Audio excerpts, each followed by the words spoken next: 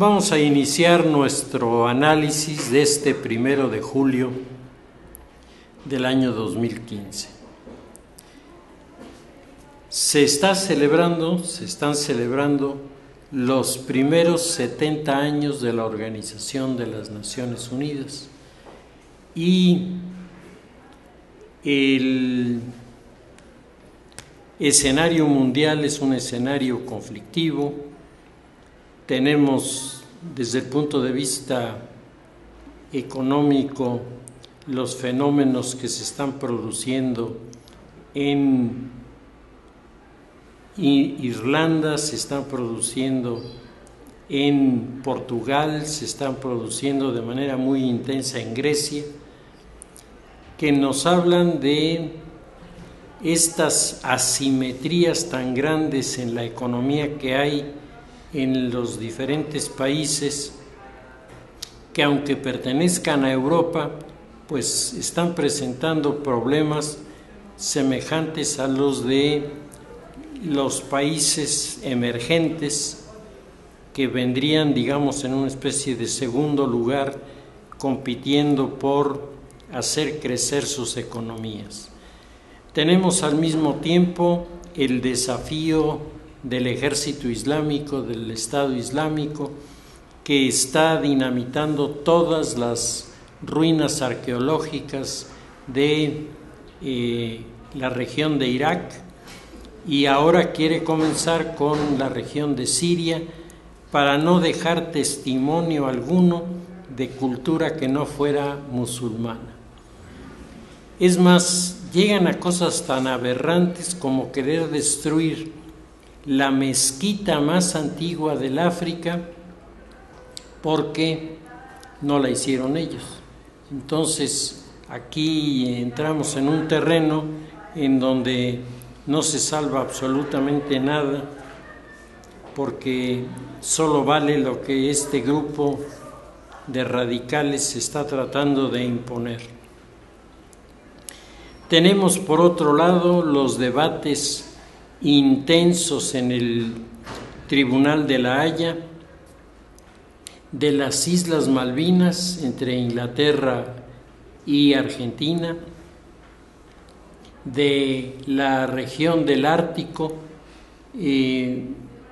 problema entre Canadá, Dinamarca y Rusia, y está la demanda de ayuda por parte de los ucranianos frente al posicionamiento cada vez más agresivo de Rusia, de Putin, en contra de la comunidad europea. Está el proyecto de desarrollo de China, que está marcando la creciente fórmula de producción y su competitividad cada vez más alta, con todas las consecuencias que eso tiene.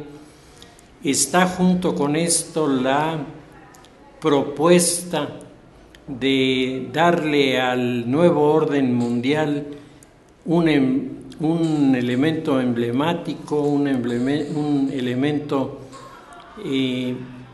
que pueda servir como referencia inequívoca, y este es el de la ciudad global, modelo que Saskia Sassen revisa con tanto cuidado en su libro con este título, que es toda una lección de economía, sociología, cultura, que se está planteando para entender el papel de estas ciudades globales.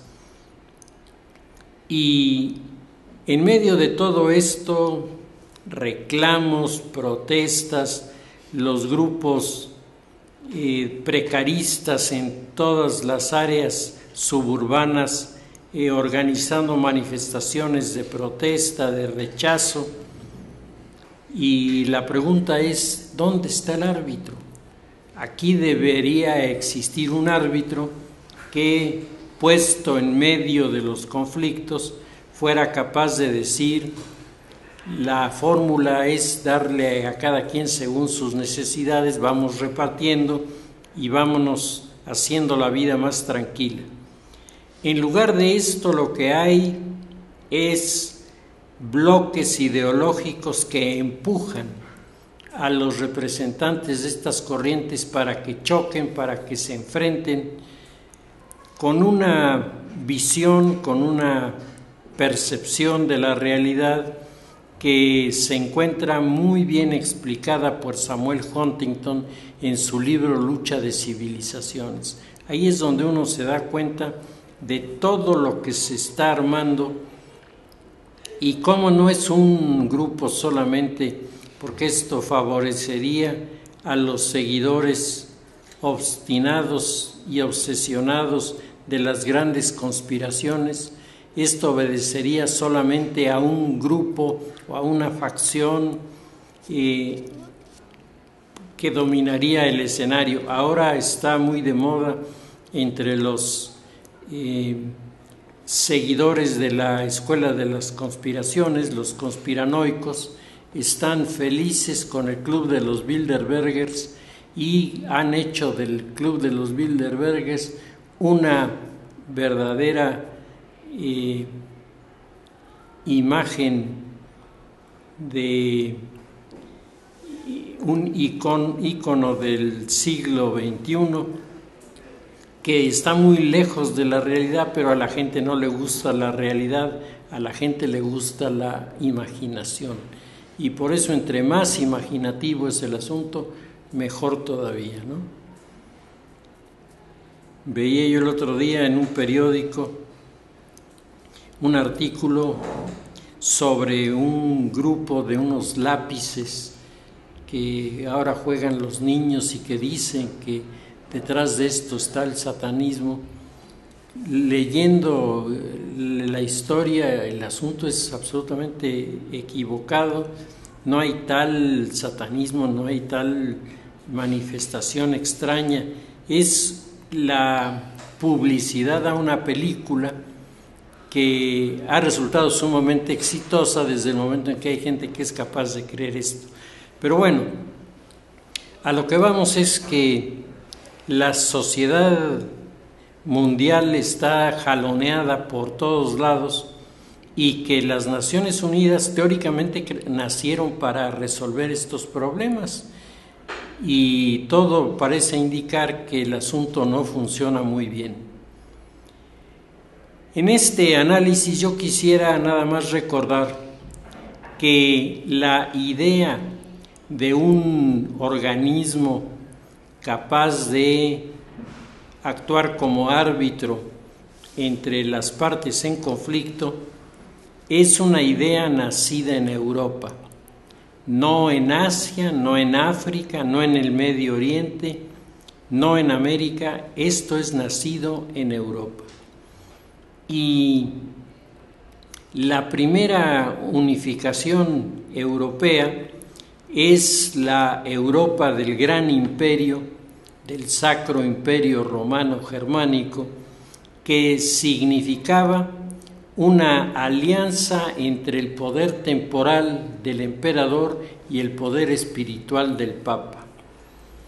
El Sacro Imperio Romano Germánico llegó a tener en extensión territorial más de 2/3 partes de Europa. Es decir, era un territorio enorme, constantemente hostilizado por sus adversarios, que eran los pueblos que habitaban en la región escandinava y los pueblos que venían de Asia y chocaban con este bloque tan importante de grupos humanos que en su momento tuvieron una presencia significativa, pero que tenían un enorme problema.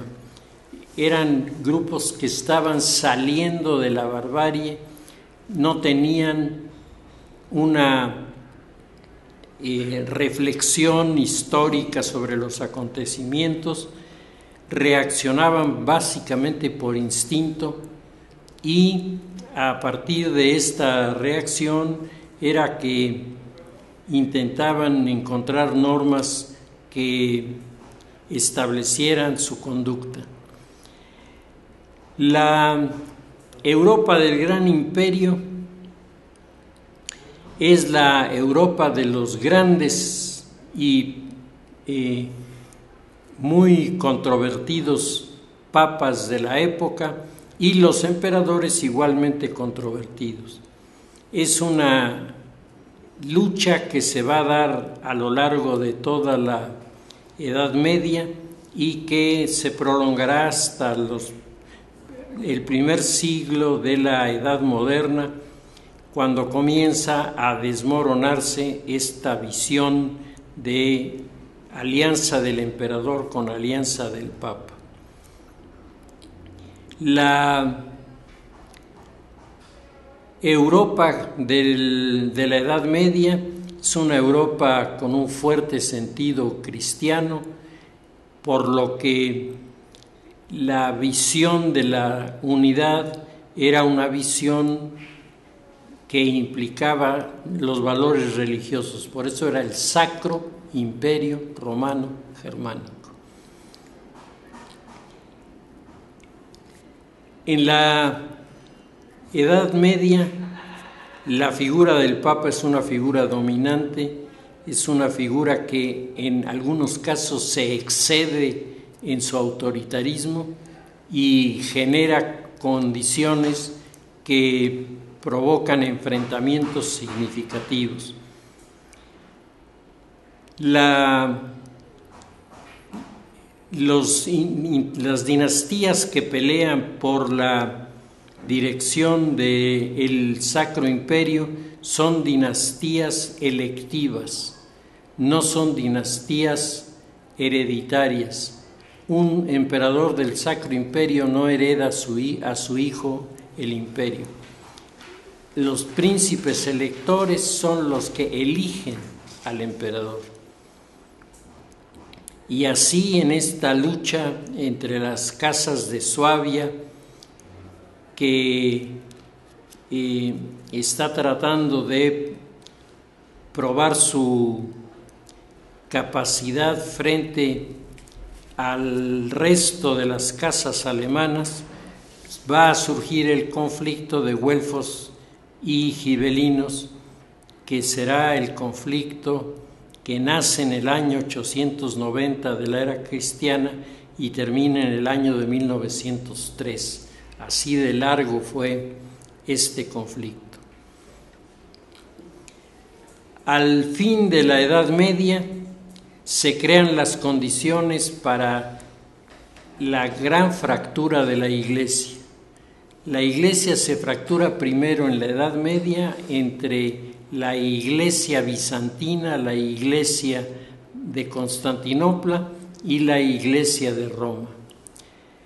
Cuando se derrumba las murallas de Constantinopla y los turcos se adueñan de la ciudad, la Iglesia ortodoxa queda en muy malas condiciones y la Iglesia católica parecía llamada a formar el eje básico para el desarrollo de la Edad Moderna, hasta que aparece el protestantismo.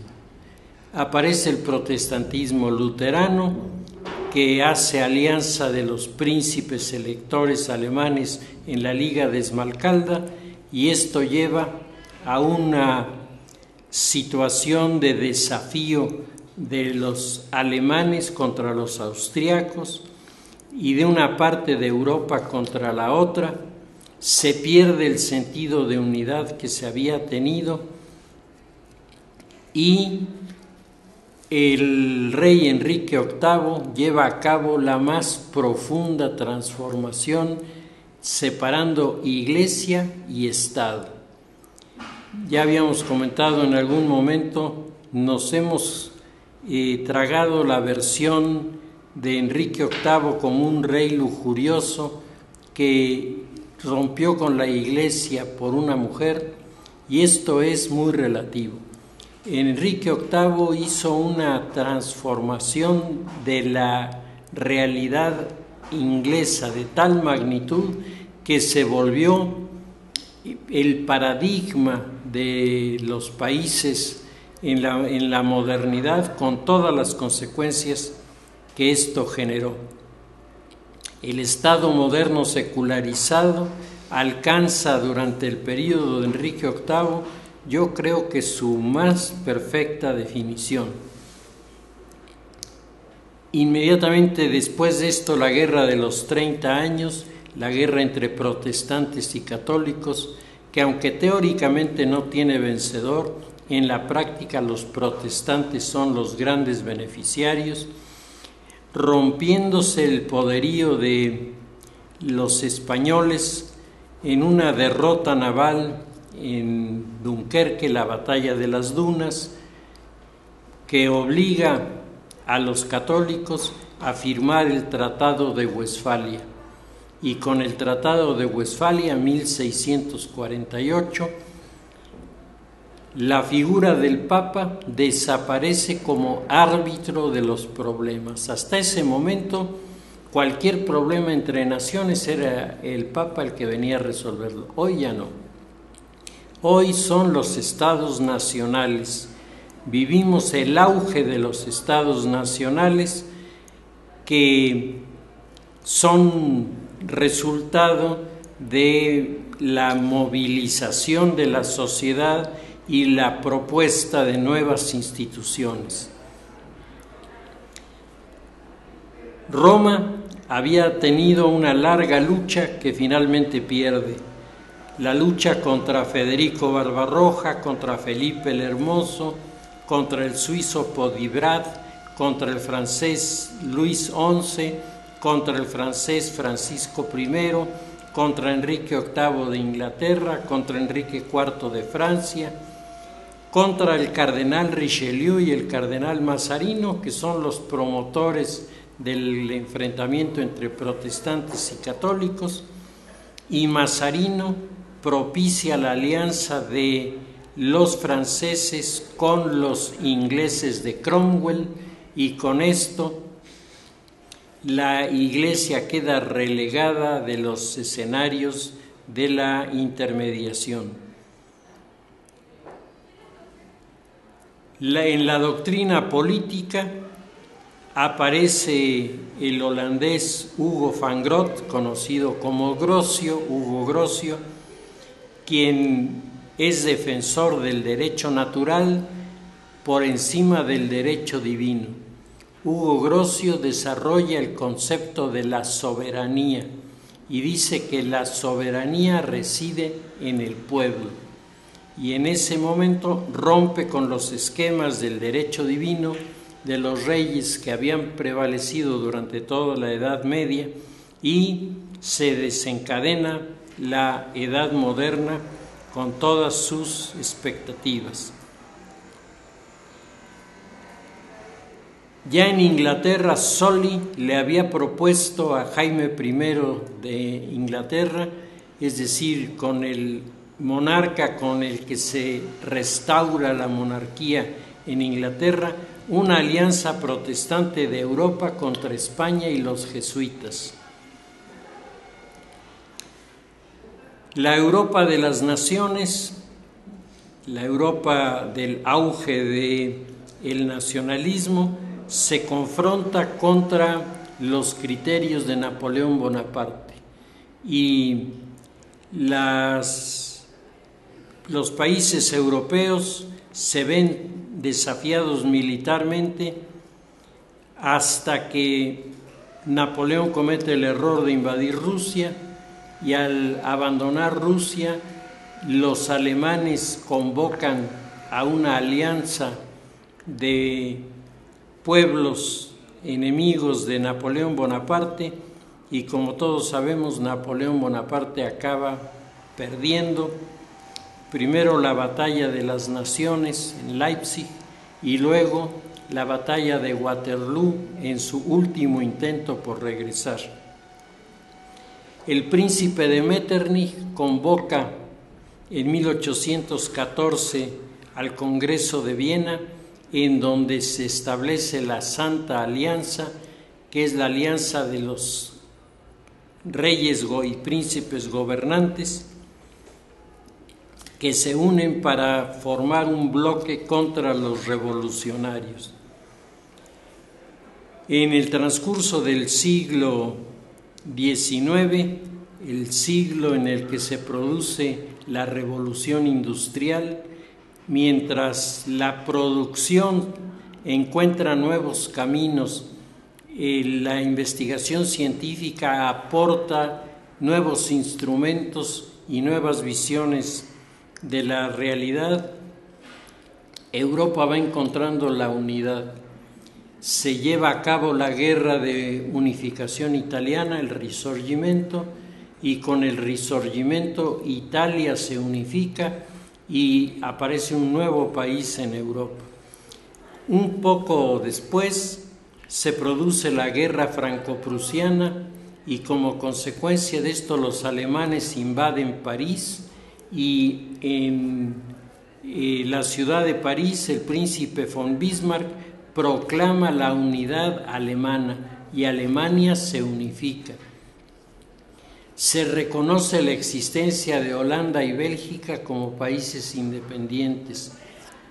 Dinamarca queda reducida al territorio continental, pero se le reivindica la soberanía sobre los territorios de Groenlandia, en donde en este momento los daneses están exigiendo toda una serie de beneficios en relación al Ártico. Los geógrafos y políticos, los geopolíticos del romanticismo y el nacionalismo encuentran una situación privilegiada y aparece por primera vez la idea de un gobierno que sea capaz de atender a todos y de resolver los problemas de todos. Este gobierno es propuesto por el italiano Mazzini, que algunos autores han equivocadamente identificado con la masonería. Mazzini tenía una sociedad secreta, sí, pero no era la masonería, eran los carbonarios. Y esta sociedad de los carbonarios propone una organización para gobernar Europa. Esta organización se llamaba la Joven Europa. La falsa visión de quién era Mazzini y por dónde andaban sus inquietudes hace que el movimiento de la Joven Europa finalmente fracase. Pero el francés Proudhon propone la creación de la Federación Europea de Estados Nacionales, muy semejante a lo que existe ahora de la Comunidad Económica Europea. Pero Carlos Marx está totalmente en contra. Carlos Marx no se siente europeo, Carlos Marx se siente revolucionario. Aparecen los grandes promotores de la unidad y dentro de estos la figura de Víctor Hugo, que es el sueño europeo de los poetas. En uno de sus poemas épicos escribe Víctor Hugo: oh pueblos, estamos en la última hora de los reyes, la primera hora de los hombres.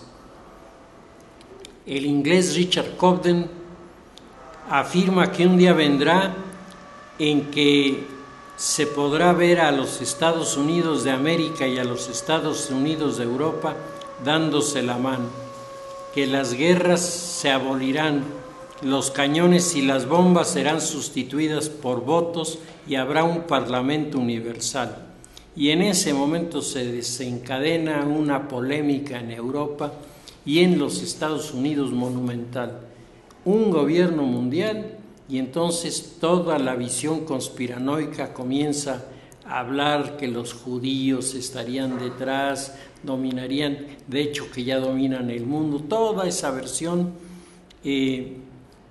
se comienza a difundir y comienzan a consolidarse una serie de prejuicios que se van a quedar más adelante para desarrollarse frente a los temas de unidad que comenzaban también a tener sus seguidores en el mundo de la política sobre todo y de la economía.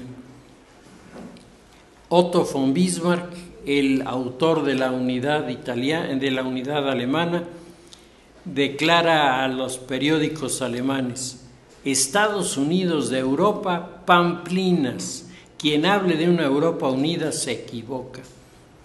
Europa solo puede ser dominada y el país que está llamado a hacerlo es Alemania. Esa era la visión que tenía.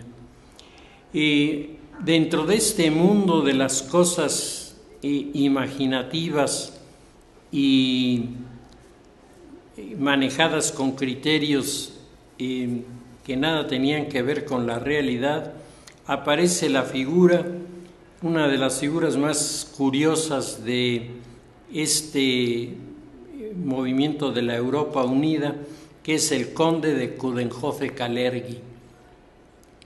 Es un personaje muy curioso. Su padre es checo, su madre es japonesa. Él hablaba checo, japonés y alemán. Coudenhove-Kalergi propone el modelo del paneuropeísmo. Dice: Europa tendrá que unirse por propia convicción. No se necesita forzar a los europeos a nada. Los europeos se darán cuenta que juntos son capaces de dominar el mundo. Si revisamos hasta aquí lo que hemos estado diciendo, nos encontramos con que el esquema de la unidad era europeo y es el momento en el que predomina en el mundo la visión centroeuropea. Es decir, todo es Europa. Fuera de Europa no hay nada que valga la pena. Pero ya para la época de Coudenhove-Kalergi ha comenzado a desarrollarse el panamericanismo manejado desde los Estados Unidos. Y este panamericanismo tiene su primera expresión en el almirante Mahan, que es el primer geopolítico norteamericano que influye en la realidad cotidiana y que convierte a los Estados Unidos en una potencia naval mundial. Y al convertirse en una potencia naval mundial, se cumple uno de los requisitos que habían sido marcados desde el período virreinal en América, en unos versos de Lope de Vega, donde Lope de Vega dice que en toda buena guerra es principio militar, que el que es dueño de la mar es el dueño de la tierra. Estados Unidos e Inglaterra se convierten en las grandes potencias navales. Los criterios geopolíticos comienzan a desplazar a los criterios de la unidad europea y tendrá que terminar la Segunda Guerra Mundial para que comiencen a aflorar las nuevas expectativas, dentro de las que señalaríamos el paneuropeísmo de la Guerra Fría, en donde participan básicamente 4 personajes: Konrad Adenauer, Alcides de Gasperi, Robert Schuman y Jean Monnet. Estos son los autores que preparan el escenario para una organización cuyos alcances rebasen Europa. ¿Por qué es esta actitud de estos autores? Porque estamos en plena Guerra Fría y el conflicto es de Rusia contra Estados Unidos. Europa está como la carne del sándwich en medio, y entonces los europeos definen de qué lado quieren estar. La llamada Europa tras la cortina de hierro a fuerza se tiene que alinear con Rusia, y el resto no le queda de otra que alinearse con los Estados Unidos.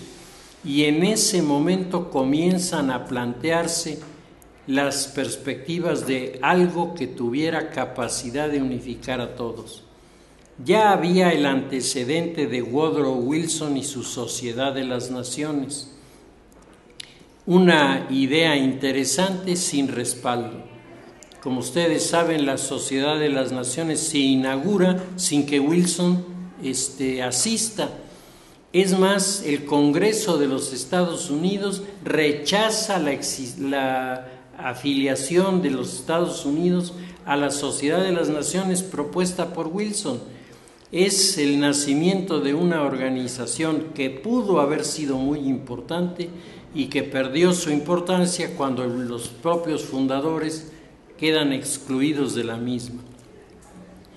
Convertidos en un bloque que va a resolver el problema de la disolución de los imperios en Europa, el movimiento de la Sociedad de las Naciones es incapaz de frenar las acciones cada vez más agresivas de Italia, de Alemania y de Japón. Los italianos invaden Libia y después invaden Etiopía, y las Naciones Unidas no puede hacer nada. Los alemanes invaden los Sudetes, los alemanes se anexan Austria, los alemanes se anexan Checoslovaquia y nadie dice nada. Los japoneses se adueñan de Manchuria, los japoneses inician la invasión de China y nadie dice nada. La Sociedad de las Naciones queda prácticamente destruida por su inoperancia. Con esta experiencia, nadie le quiere entrar a algo más a fondo al inicio de la Guerra Fría. Sin embargo, hay un antecedente que es el que se está conmemorando ahora. Hace 70 años se reúnen en la ciudad de San Francisco los representantes de potencias europeas y Estados Unidos y firman la Carta de San Francisco, que es el documento fundacional de la Organización de las Naciones Unidas. A 70 años de distancia, hay muchas cosas de las Naciones Unidas que han logrado su propósito. Las Naciones Unidas han dado a su vez paso a muchas otras organizaciones mundiales. El mundialismo finalmente se ha cumplido y entonces tenemos una organización dedicada al tema de la cultura y la educación, una organización dedicada a la comunicación, una organización dedicada al cultivo de las tierras y a la solución del problema del hambre. Es decir, las ideas han sido buenas. Sin embargo, las Naciones Unidas han fracasado en el Congo, las Naciones Unidas fracasaron en Kenia en los años 60, cuando surge el movimiento del Mau Mau exigiendo la independencia de los kenianos. Las Naciones Unidas han fracasado en impedir la guerra en Corea, en impedir la guerra en Indochina, en impedir la guerra en Argelia. Es decir, la idea de una organización árbitro de los problemas mundiales creo que sigue siendo una idea buena. ¿Cómo? Ese es el problema. ¿Quién va a aceptar las condiciones de una organización así que no tiene la fuerza para hacer obligatorias sus decisiones? ¿Cuántas amonestaciones tiene Israel por su conducta con los palestinos? Y no cambia. ¿Cuántas amonestaciones tiene Estados Unidos por cosas que ha hecho y no sucede nada? La intervención de los cascos azules ha sido en algunos casos verdaderamente bochornosa. Si ustedes ven la película de Hotel Ruanda o ven la película de Algunas veces en abril, que reflejan el dramatismo y tragedia de los pueblos africanos con la revuelta de los grupos étnicos unos contra los otros, y los cascos azules incapaces de hacer algo en defensa de alguien, simplemente están allí para que si hay algún europeo o hay algún americano, se ha puesto a salvo. Todos los demás se pueden sacar los ojos enfrente y nadie dice nada. En medio de esta situación, decíamos, Konrad Adenauer, Alcides de Gasperi, Robert Schuman y Jean Monnet proponen un modelo paneuropeísta que después de varios años se tradujo en la Comunidad Económica Europea. Y la Comunidad Económica Europea ahora está sacudida por estos problemas de tipo económico que a algunos les hacen desear que la Comunidad Europea desaparezca, mientras otros al revés consideran que no hay más alternativa que mantener viva a la Comunidad Europea.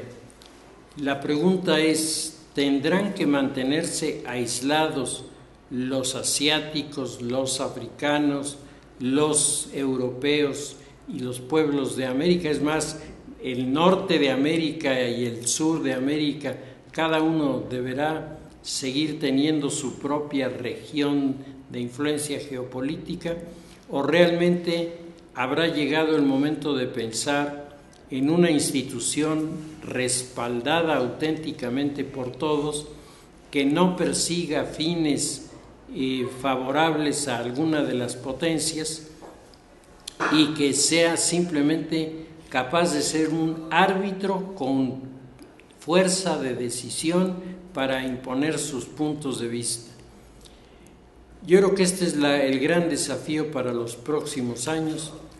Llevamos 70 de las Naciones Unidas con sus alzas y sus bajas, con sus luces y sus sombras. Habrá que ver por cuánto tiempo más esta situación permanece. En el tema de México y la situación que estamos viviendo, lleva a una preocupación cada vez mayor, porque estamos viendo cómo en un lapso de tiempo muy corto se ha venido deteriorando de manera cada vez más seria la gobernabilidad en nuestro país. Lo que comenzó como señales inequívocas de un desafío, cuando arrojaron unas bombas en un local donde estaba en una plaza donde estaba el presidente de la República, en una ceremonia del 16 de septiembre, este inicio de acciones violentas comenzó a crecer de manera cada vez más y más importante.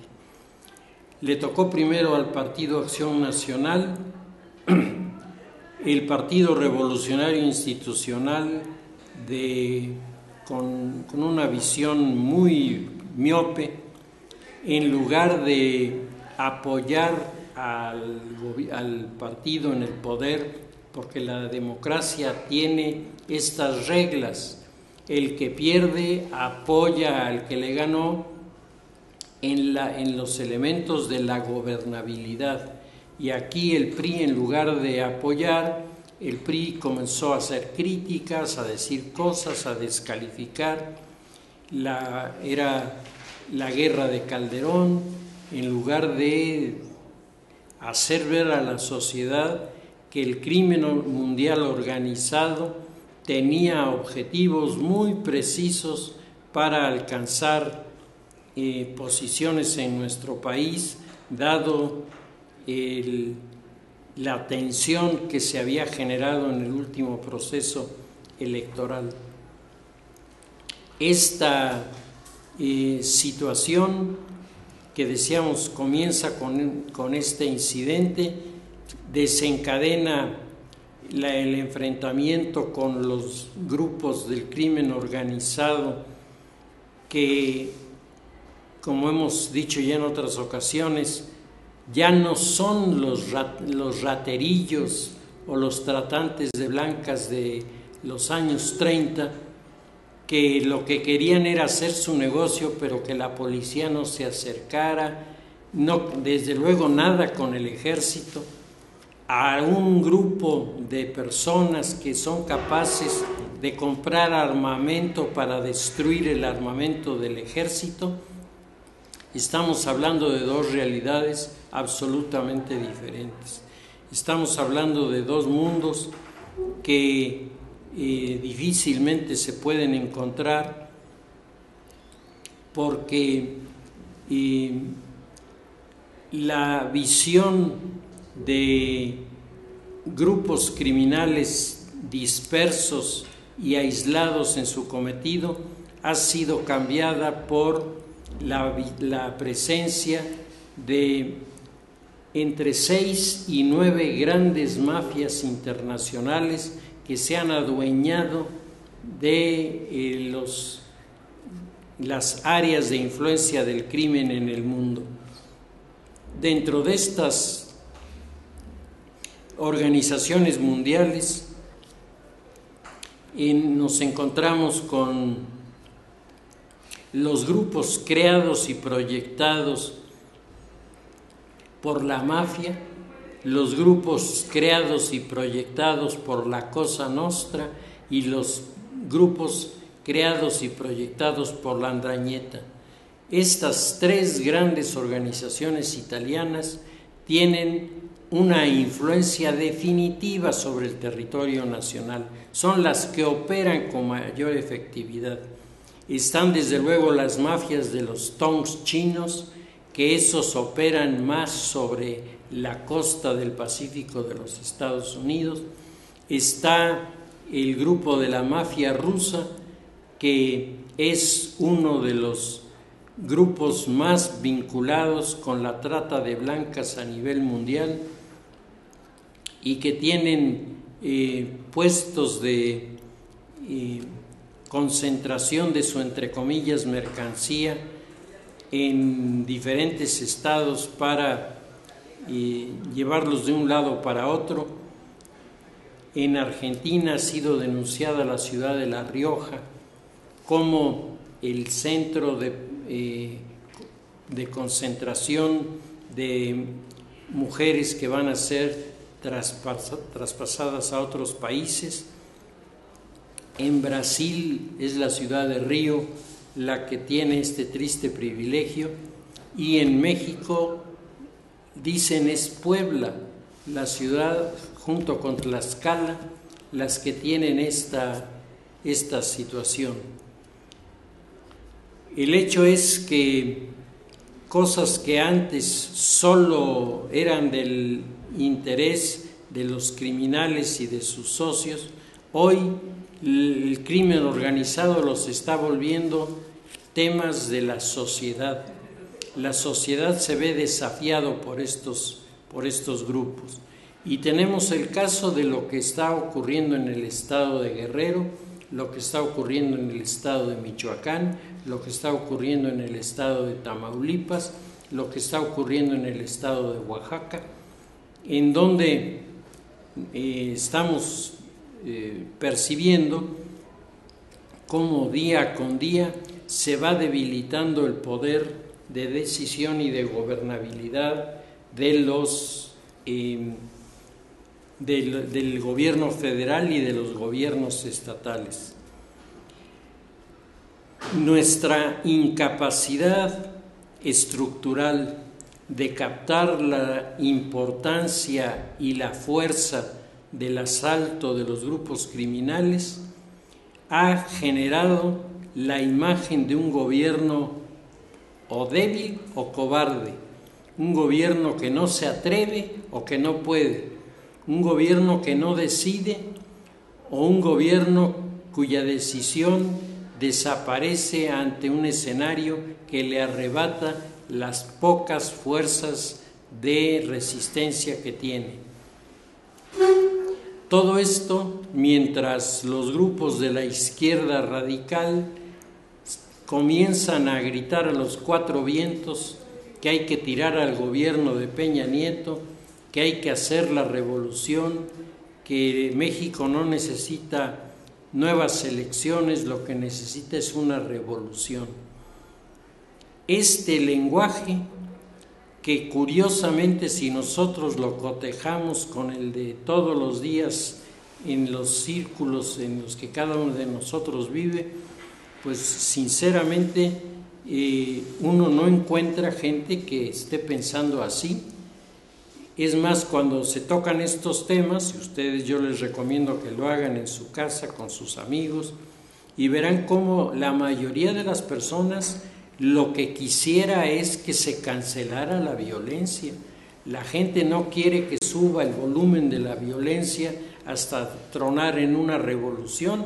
La gente lo que quiere es que el gobierno ponga la paz para que todos podamos vivir con tranquilidad. Pero lo que el gobierno no está haciendo es eso. Un gobierno federal que hace todo un esfuerzo de inicio de su dirección para lograr el acuerdo con las fuerzas de oposición e implementar las grandes transformaciones, los grandes cambios que hacen falta en nuestra economía, en nuestra educación, en nuestra realidad social, en nuestra capacidad productiva, en nuestras estructuras petroleras. Todo esto, el gobierno de Peña Nieto establece una negociación que de repente resulta exitosa. Tal vez ninguno de los rubros se había discutido a fondo, tal vez lo que se estaba proponiendo no podía quedar como algo definitivo, pero era sin duda un inicio muy esperanzador porque las reformas que eran esperadas por la sociedad estaban ahí a la mano. No era el platillo que todos hubiéramos deseado, pero tampoco era algo desdeñable. Y este gobierno comete un error imperdonable. Quiere fincar su eficacia sobre la prédica de que los otros no sabían gobernar, nosotros sí sabemos gobernar. Y en ese momento sentencian su causa porque comienzan a aparecer las críticas, comienzan a aparecer los grupos de descalificación y el presidente comienza a ser objeto de hostilidad que ya venía marcado por el día de la toma de posesión, cuando los anarquistas hicieron cera y pabilo de todas las medidas de seguridad y crearon una situación verdaderamente delicada en el país.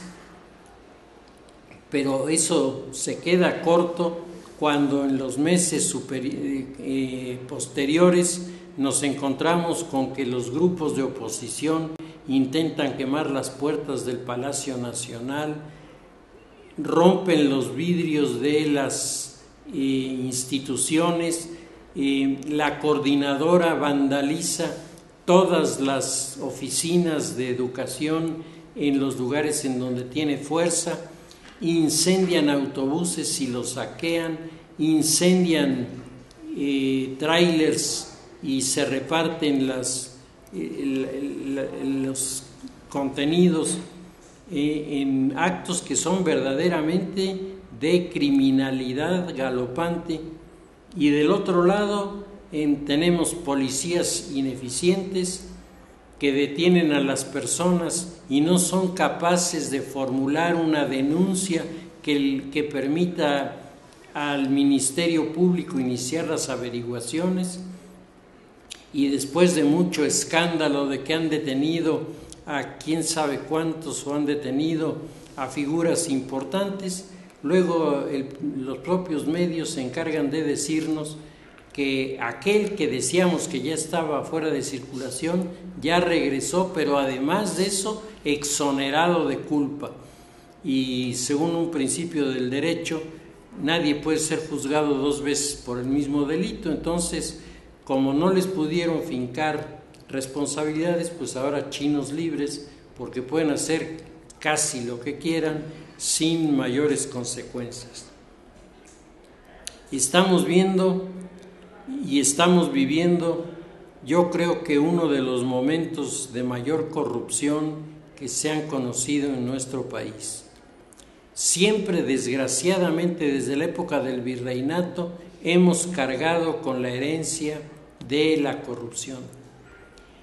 Las sociedades existentes en América antes de la independencia, que vivían con lujo y excesos, la sociedad de Lima, la sociedad de Puebla, la sociedad del Distrito Federal, las sociedades de Caracas, de Bogotá, tenían esta capacidad de gasto porque los comerciantes todo lo metían de contrabando y en lugar de pagar impuestos ganaban ellos dinero al vender a precios muy bajos los productos que una vez con el impuesto del virreinato pues dejaban de ser competitivos.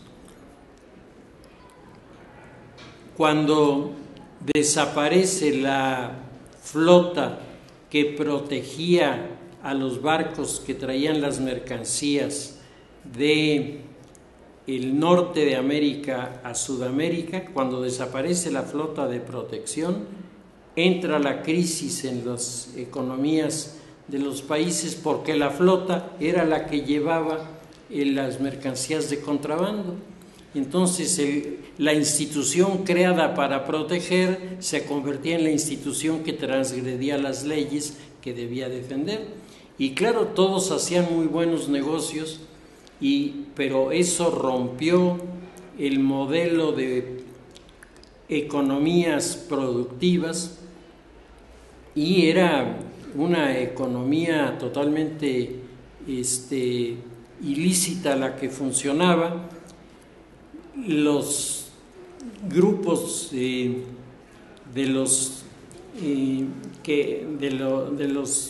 contrabandistas que vivían en la zona de Coatzacoalcos hasta el río Papaloapan, los grupos humanos que ahí vivían, que eran una mezcla de filibusteros, de negros que se habían escapado de las plantaciones y grupos indígenas, estos núcleos se dedicaban a la introducción permanente de mercancías de contrabando. Cuando el gobierno de los Borbones propone la feria de Jalapa para regular los precios, la feria de Jalapa resulta un fracaso porque los comerciantes de Puebla, que eran de los más corruptos que existían entonces, impusieron sus reglas y obtuvieron tal cantidad de beneficios que se creó el fuerte de San Carlos, la fortaleza de San Carlos que está en Perote, se creó para albergar al regimiento de caballería que protegía a los comerciantes cuando salían de Jalapa con 1 millón de pesos en oro, que eran las ganancias de aquella época, cuando el oro de veras valía y cuando 1 millón de pesos en oro era una fortuna gigantesca. Hoy, si nosotros leemos los medios de comunicación y leemos que hay 1,100 y tantos millones de pesos perdidos en la Secretaría de Educación que nadie sabe a quién se le entregan, pero cada año se entregan. Cuando vemos las noticias de los últimos días en donde hay una persona que checa los relojes de entrada del gobierno en la Ciudad de México, ese puesto se compra por 1,5 millones de pesos cada vez que hay cambio de administración. Y cuando el asunto está muy intenso, entonces hay una especie de subasta y se comienza con 1,5 millones, ya de ahí lo que la gente dé. ¿Y cuál es el secreto de esto? Que el que marca el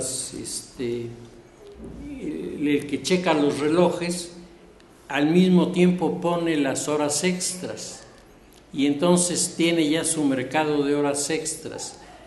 ¿Quieres? Te pongo a ti 5 horas extras y tú me das 3, ¿sale? Y entonces pongo 8 horas extras al señor, de las cuales 3 son para mí. Y entonces estamos hablando de un negocio de cientos de millones de pesos al año por un señor que revisa los relojes en el Distrito Federal. Pues el problema de la corrupción es sin duda uno de los problemas más terribles que tenemos, y si no lo resolvemos, las consecuencias para nuestro país serán demoledoras. ¿Y les parece? Dejamos nuestro análisis ahí, continuaremos la semana próxima.